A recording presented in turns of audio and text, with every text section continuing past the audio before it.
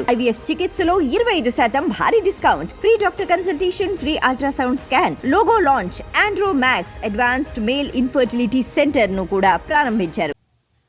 Hindenburg దీని గురించి అందరికీ తెలిసిందే. గత ఏడాది జనవరిలో అదానీ గ్రూప్కి సంబంధించి ఒక విషయాన్ని బయట పెట్టి భారత స్టాక్ మార్కెట్లు కుదేలయ్యేలాగా చేసినటువంటి ఒక సంస్థ, అమెరికాకు చెందినటువంటి షార్ట్ ఫండ్స్ సంబంధించినటువంటి ఈ సంస్థ గత ఏడాది జనవరిలో అదానీ గ్రూప్ తమ షేర్ వాల్యూని పెంచుకోవటానికి కృత్రిమంగా షేర్ వాల్యూకు సంబంధించినటువంటి వాటిని తమకు ఎక్కువగా లాభాలు వస్తున్నట్లు చూపించడం జరిగిందని, దీనికి సంబంధించి మారిషస్ నుంచి ఇతర దేశాల నుంచి ఫండింగ్ అనేది అదానీ గ్రూప్లోకి రావటం జరిగింది అని చెప్పి అప్పుడు బయట పెట్టడం జరిగింది. దీంతో మార్కెట్లన్నీ ఒక్కసారి కుదేలవటం, అదానీ గ్రూప్కి సంబంధించినటువంటి షేర్లన్నీ పతనం అవటం జరిగింది.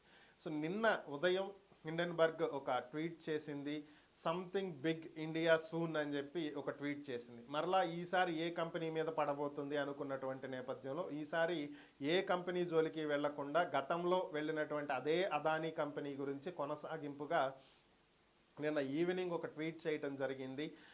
సెబీ చైర్మన్ మాధవి పురి అలాగే ఆమె భర్త వీరిద్దరికీ అదానీ గ్రూప్కి సంబంధించినటువంటి షెల్ కంపెనీస్తో సంబంధం ఉందని, మారిషస్ నుంచి అలాగే వేరొక దేశం నుంచి అదానీ గ్రూప్లోకి వచ్చినటువంటి పెట్టుబడుల్లో వీరి పెట్టుబడులు కూడా ఉన్నాయని, అందుకనే సెబీ ఇతర దేశాలతో అదానీ గ్రూప్కి ఉన్నటువంటి పెట్టుబడులను కానీ వాటికి సంబంధించినటువంటి షెల్ కంపెనీల వివరాలను కానీ తెలుసుకోవటానికి ఆసక్తి చూపించట్లేదు, దానికి ఇదే కారణం అని చెప్పి వారు ఒక ట్విట్టర్ వేదికగా ఒకటైతే పోస్ట్ చేయడం జరిగింది. దీంతో సెబీ చైర్మన్ మాధవి పురి స్పందించడం జరిగింది.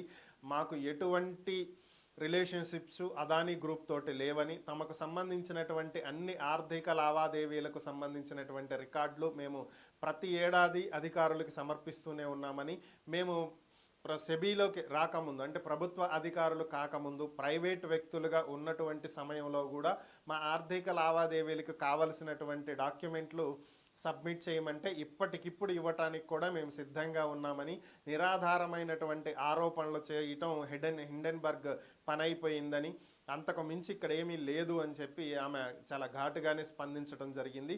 మరి దీని ఎఫెక్ట్ సోమవారం మార్కెట్లు స్టార్ట్ అయిన తర్వాత ఎంతవరకు ఉంటాయి అనేది చూడాలి.